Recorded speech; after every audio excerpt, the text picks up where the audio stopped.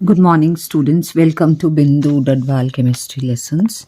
हम करेंगे important questions from coordination compounds. HP board में इस बार मॉडल पेपर और सैम्पल पेपर में क्वेश्चन नंबर 6 का 1 मार्क का एमसीक्यू इसमें से आता दिख रहा है, और क्वेश्चन नंबर 15 2 मार्क्स का इस चैप्टर से है, और क्वेश्चन नंबर 20 3 मार्क्स का इस चैप्टर से है। सो इस चैप्टर से जो क्वेश्चंस आ रहे हैं उसकी प्रिपरेशन के लिए सबसे पहले तो ये कुछ इम्पॉर्टेंट डेफिनेशंस हैं जो आप लर्न कर लीजिए। कीलेट, कीलेटिंग लिगेंड, और सबकी एक एक एग्जाम्पल भी लर्न करनी है। Ionisation isomerism, coordination isomerism, linkage isomerism, ambidentate ligand, ambidentate ligand and coordination entity. Coordination entity or complex ion constitutes a central metal atom or ion bonded to a fixed number of oppositely charged ions or neutral molecules. When a di or polydentate ligand uses its two or more donor atoms to bind the same central metal atom or ion, it is called chelation. The number of ligating groups indicate the density of the ligand. The ligand which can coordinate with the central atom through more than one site are called ambidentate ligand. Then ionization isomerism. Compounds which have the same molecular formula but give different ions in solution are known as ionization isomers. Solvate or hydrate isomerism. The compounds which have the same molecular formula but differ by whether or not a solvent molecule is directly bonded to metal ion or present as a free solvent molecule. Coordination isomerism. This type of isomerism occurs in compounds containing both cationic and anionic entities, and the isomers differ in the distribution of ligands in the coordination entity of cationic and anionic parts. Linkage isomerism. Compounds which have the same molecular formula but differ in the mode of attachment of a ligand to the metal atom or ion are called linkage isomers. Stereoisomers are those isomers which have the same position of atoms or groups but they differ in the spatial arrangement around the central of atom. They are of two types, geometrical isomers and optically active isomers. और जो questions पूछे गए हैं वो हमने directly यहाँ लिख लिए हैं, उनको पढ़ भी लेते हैं और सॉल्व भी कर लेते हैं। So magnetic moment of tetra carbonyl निकल इज, तो पहले इसका ऑक्सीडेशन नंबर निकालेंगे, let it be x. So x plus 4 into her carbon monoxide को न्यूट्रल है तो 0 होता है, इज इक्वल टू 0। तो आंसर आ रहा है x is equal to 0। So that means nickel की ऑक्सीडेशन स्टेट 0 है, मतलब 3d8 और 4s2 इसकी कन्फिग्रेशन है। Carbon monoxide strong field ligand होता है तो ये दो इलेक्ट्रॉन्स भी पेयर अप करा देता है। 3d8 में दो और इलेक्ट्रॉन यहाँ वाले आ गए तो 3d10 हो गया, यानी नंबर ऑफ अनपेयर्ड इलेक्ट्रॉन्स कितने हो गए? 0। Number of unpaired electrons are 0। और मैग्नेटिक मोमेंट कितना होता है? √n into n plus 2। So ये 0 into anything will be 0. So magnetic moment of tetracarbonyl nickel is 0. Give the IUPAC name of, कोई भी कंपाउंड है उसका IUPAC नेम कैसे लिखा जाता है? कैटायन पहले लिखेंगे और एनायन बाद में लिखेंगे। और जो कोऑर्डिनेशन एंटिटी में स्क्वायर ब्रैकेट में जो लिखा होता है ये कोऑर्डिनेशन एंटिटी है, इसमें लिगेंड्स का नाम पहले दिया जाएगा और मेटल का बाद में, और बाद में ब्रैकेट में मेटल की ऑक्सीडेशन स्टेट लिखनी है। तो फॉर्मूले से पहले हम इसकी ऑक्सीडेशन स्टेट निकाल लेते हैं। पोटेशियम पे 1 पॉजिटिव चार्ज होता है, ऐसे 3 एटम्स है तो +3, इसको बैलेंस करने के लिए यहाँ -3, तो x plus 3 into -2 is equal to -3। Solve करके आता है x is equal to 3।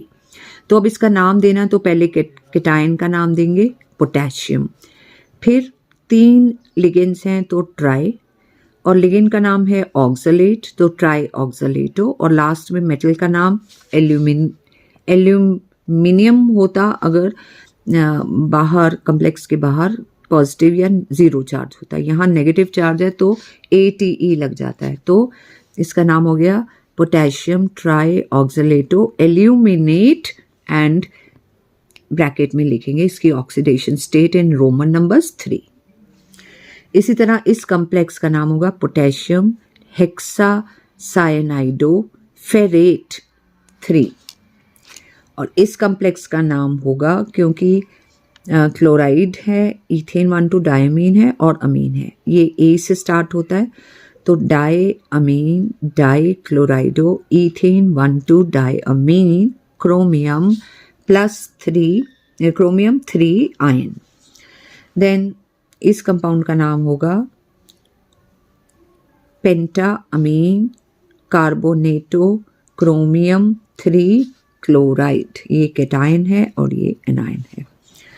What type of hybridization is involved in टेट्राकार्बोनिल निकल? तो ये जो है, क्योंकि कार्बन मोनो अभी हमने किया ऑक्सीडेशन स्टेट 0 है, तो ये carbon monoxide strong field ligand है, तो 2 इलेक्ट्रॉन्स को यहाँ ट्रांसफ़र कर देगा, 3D10 हो जाएगा, तो एक S और 3 P अवेलेबल होंगे फॉर हाइब्रिडाइजेशन, तो sp3 हाइब्रिडाइजेशन होगी, तो इसलिए आंसर है sp3।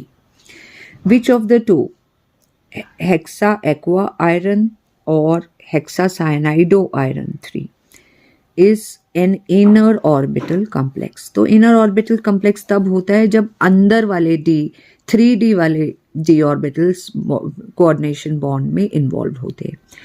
तो इन दोनों में ही आयरन की +3 ऑक्सीडेशन स्टेट है। साइनाइड एक स्ट्रॉन्ग फील्ड लिगेंड है और ये पेयरिंग करा देता है, जिससे अंदर के d ऑर्बिटल्स अवेलेबल होते हैं और हाइब्रिडाइजेशन होती है D2sp3। जबकि इस केस में ये वीक फील्ड लिगेंड है, पेयरिंग नहीं कराता है, तो बाहर के 4d ऑर्बिटल्स अवेलेबल होते हैं, तो और हाइब्रिडाइजेशन होती है sp3d2। तो इसमें अंदर वाले लग रहे हैं, तो this complex is inner orbital complex. Then ये कुछ क्वेश्चंस हैं, हम सैम्पल पेपर और मॉडल पेपर के साथ ही इनको सॉल्व करते जाते हैं।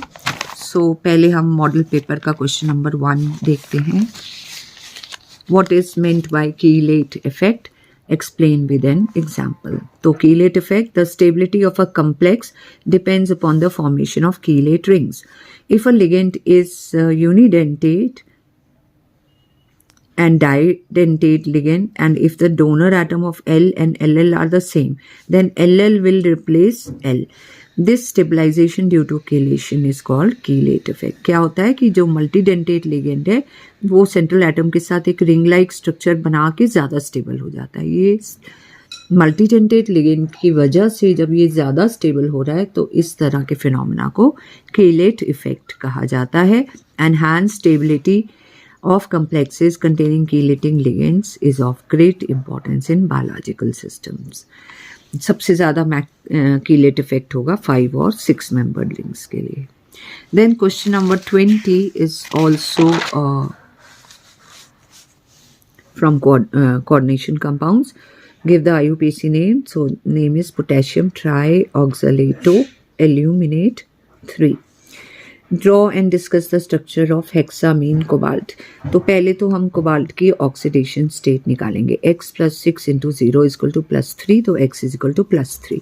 तो कोबाल्ट का एटॉमिक नंबर होता है 27, तो एटम की कन्फिग्रेशन होती है आर्गॉन 18 3d7 4s2 पर +2 ऑक्सीडेशन स्टेट में 2 और 1 3 इलेक्ट्रॉन निकल जाएंगे, 3d6 हो जाएगा। अब क्योंकि जो 3D है, अमोनिया मॉलिक्यूल्स होते हैं, ये स्ट्रॉन्ग फील्ड लिगेंड होते हैं, तो ये 3D के इलेक्ट्रॉन्स को पेयरिंग करा देते हैं और इस तरह से ये 3d6 यहाँ लिखें, ये पेयर अप हो जाएंगे, इधर आ जाएंगे और ये 2 खाली हो जाएंगे। तो ये 2d 1s और 3p आपस में इंटरमिक्स और रीडिस्ट्रीब्यूट करके अपनी एनर्जी D2sp3 हाइब्रिडाइजेशन आकर करेंगे और इस तरह से जो है 6 अमोनिया लिगेंड्स इन खाली D2sp3 हाइब्रिड ऑर्बिटल्स को पेयर ऑफ इलेक्ट्रॉन ईच देकर ऑक्टाहेड्रल ज्योमेट्री शो करेंगे। मैग्नेटिक कैरेक्टर जो है, क्योंकि सारे पेयर्ड हैं, डायमैग्नेटिक होगा। देन सैम्पल पेपर नंबर 1, इसमें ये क्वेश्चन 15th क्वेश्चन है, what is meant by denticity of ligand and give examples of unidentate and bidentate ligand. So the number of coordinating or ligating groups present in a ligand is called denticity of the ligand. If the number of ligating atom is 1 तो उसको unidentate ligand कहते हैं, जैसे ammonia, water, nitrogen, nitrite ion and carbon monoxide. और अगर number of ligating ligands are 2 तो उसको didentate ligand कहते हैं, जैसे ethane 1,2 diamine. Then question number 20 is give example of ionization isomerism. तो इस कंपाउंड को अगर हम पानी में डालेंगे तो सल्फेट आयंस देगा, जबकि इसी का सेम मॉलिक्यूलर फॉर्मूला वाला ये वाला कंपाउंड जो है, क्योंकि ब्रोमाइड आयन कोऑर्डिनेशन एंटिटी से बाहर है, पानी में डालने पर ब्रोमाइड आयंस देगा। तो ऐसे कंपाउंड्स जिनका मॉलिक्यूलर फॉर्मूला सेम है but give different ions on putting in water, इस तरह के आइसोमेरिज्म को आयोनाइजेशन आइसोमेरिज्म कहते हैं। This one gives test of sulphate ion, this one gives test of bromide ions. इसका सेकेंड पार्ट है explain geometry and magnetic behaviour of tetrachlorido nickelate 2। So इस complex में निकल इज इन +2 ऑक्सीडेशन स्टेट और इसकी configuration है 3D8। अब chloride ion week field ligand है तो ये पेयरिंग नहीं करा पाता है, इसलिए बाहर के 4 S और 3 P अवेलेबल होते हैं sp3 हाइब्रिडाइजेशन के। तो sp3 हाइब्रिडाइजेशन होती है और 4 क्लोराइड आयन फिर अपने पेयर ऑफ इलेक्ट्रॉन इनको डोनेट करके टेट्राहेड्रल ज्योमेट्री शो करते हैं। मैग्नेटिक बिहेवियर पैरामैग्नेटिक है क्योंकि 2 अनपेयर्ड इलेक्ट्रॉन्स यहाँ प्रेजेंट हैं। Now next is define chelate and chelating ligand. So when a bidentate or polydentate ligand is attached by 2 or more donor atoms to the same central atom or ion and forms a ring structure, the ligand is called chelating ligand and the complex is called chelate complex. For example, ethane 1,2 diamine के 2 didentate ligands copper को जब attached होते हैं तो ये chelating complex बनाता है। Then question number 20 is which of the two, hexa aqua ferrate, hexa aqua iron 3 और hexa cyanido ferrate is inner orbital complex। तो ये वीक फील्ड लिगेंड है, ये स्ट्रॉन्ग फील्ड लिगेंड है, ये पेयरिंग कराएगा और इस तरह से D2 ऑर्बिटल्स खाली होंगे और अंदर वाले ऑर्बिटल्स यूज होंगे बॉन्ड फॉर्मेशन में, तो ये वाला कम्प्लेक्स जो है इनर ऑर्बिटल कम्प्लेक्स बनाएगा।